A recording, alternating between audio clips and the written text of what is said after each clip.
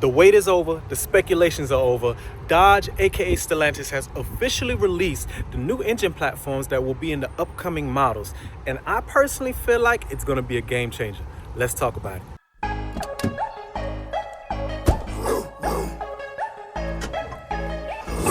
What up, what it is, what's happening YouTube? It's your boy Srtfied, and I'm back with another banger for you guys. Y'all already know what's up. If you're not a subscriber to this channel yet, what I always tell you guys to do, smash that subscribe button. You know why? Because it don't cost me nothing, don't cost you nothing. Just click that red button for me. So if you're like myself and you love the sound of V8s in these MOPARs, the 392s, the RTs, the Hellcats, I'm pretty sure when you heard this news, or if you have not heard this news, you're on the right channel right now, because MotorTrend in a recent article this week has finally released the info that Dodge, I'm just going to call it Dodge for the rest of this video because Stellantis just does not have the same ring to it, but they have just released the new engine platform that's going to be coming up in new models. All right, and the first model that's going to be getting it is going to be the Grand Wagoneer, I believe later on this year, and they're actually going to release and unveil the new motor in the New York Auto Show in I believe next month.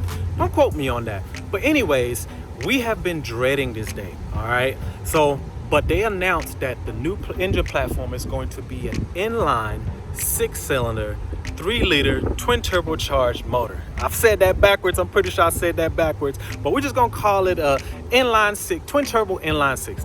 We're just gonna go roll with that. Just bear with me on that one, but I think it's gonna be a game changer.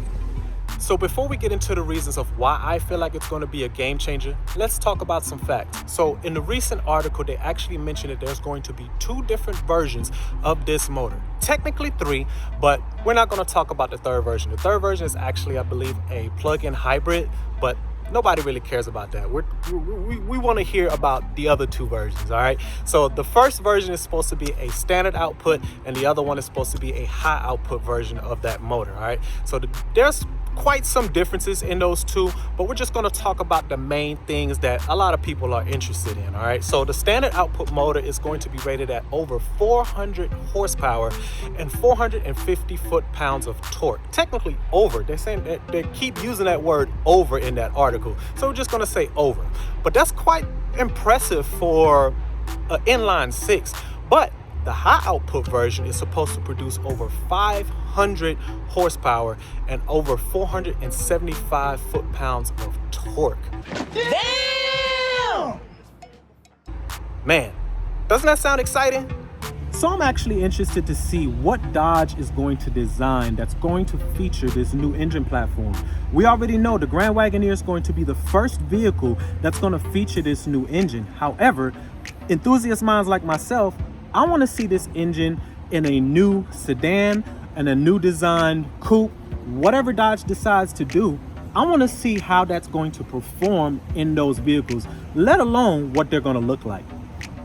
So to jump back into the actual specs of the 2 different motor versions, the standard output motor is supposed to be making those power numbers at 5,800 RPMs at 22 pounds of boost.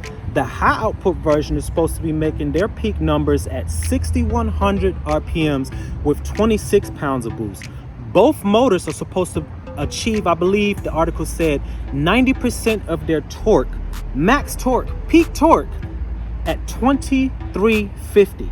That's 2,350 RPMs. That's quite low. So that means that turbo lag that a lot of people think about when they hear turbo cars, it's virtually going to be non-existent. So I'm pretty sure there's a lot more technology that went into the actual design of this new engine platform. But one of the things that really stood out to me is the PTWA technology that they used on this new design, which is the plasma transfer wire arc, which is a vaporized aluminum alloy coating that's supposed to be used on the inside of the cylinder walls, which is supposed to aid in 10 times more wear resistance, which means longevity, longer engine life. Who doesn't want that? So that's some of the main takeaways that I've gotten out of that article. However, if you want to read up on it yourself, feel free to check the video description below. I actually posted a link for you guys there.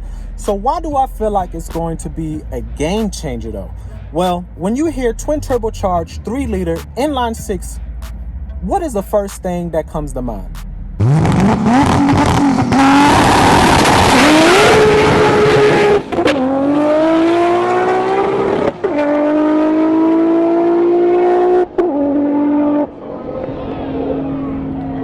Yes, a 2JZ motor out of a Mark IV Supra.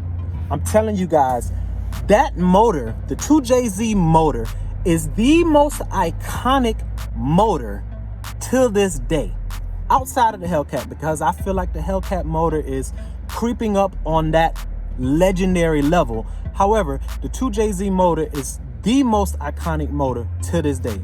Toyota, when they built that motor, they overbuilt that motor to where that motor can handle easily over 1,000 horsepower. I'm telling you guys, easily. Now, I'm not saying that Dodge is going to produce the same thing. Who knows? Maybe this motor is over-designed just like the 2JZ motor. But the main thing that I want to focus on is the actual potential. So people like myself, and I'm sure you are the same way, you're sad that the V8s are leaving.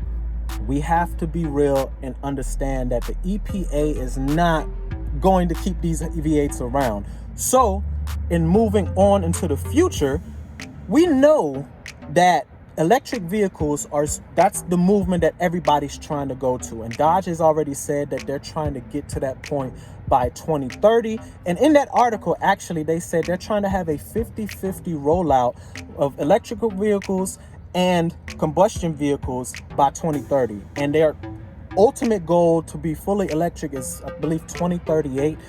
You can check that article yourself. They mention all that stuff there. But that also lets me know that by 2030, everything's not going to be full electric by then.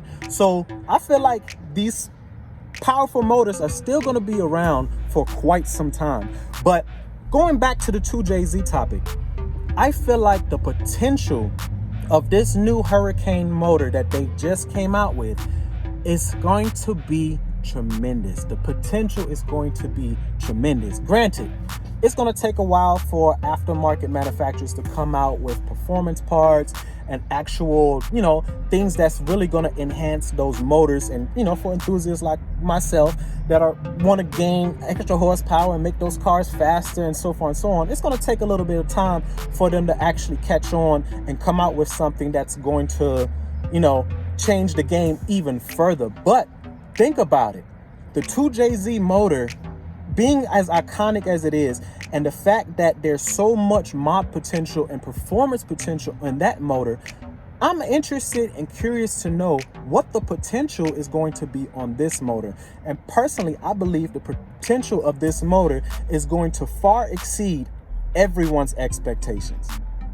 So what does that mean for the people who own Scat Packs like myself, RTs, or even Hellcats? Well, based on the numbers and based on the information that we already received, I feel like the standard output version of that motor is going to replace the RTs, and the high output version is going to replace the Scat Packs. However, the Hellcats, I don't think they're going anywhere no time soon.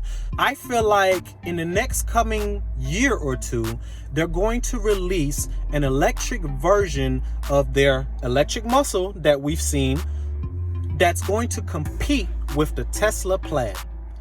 That is Dodge's competition, in my opinion, in their Hellcat trim level that's in the electric side. All right, in the EV side, Tesla Plaid is an equivalent to the new age Hellcat. All right, and I feel like they have to come out with an electric version of that in order to stay competitive.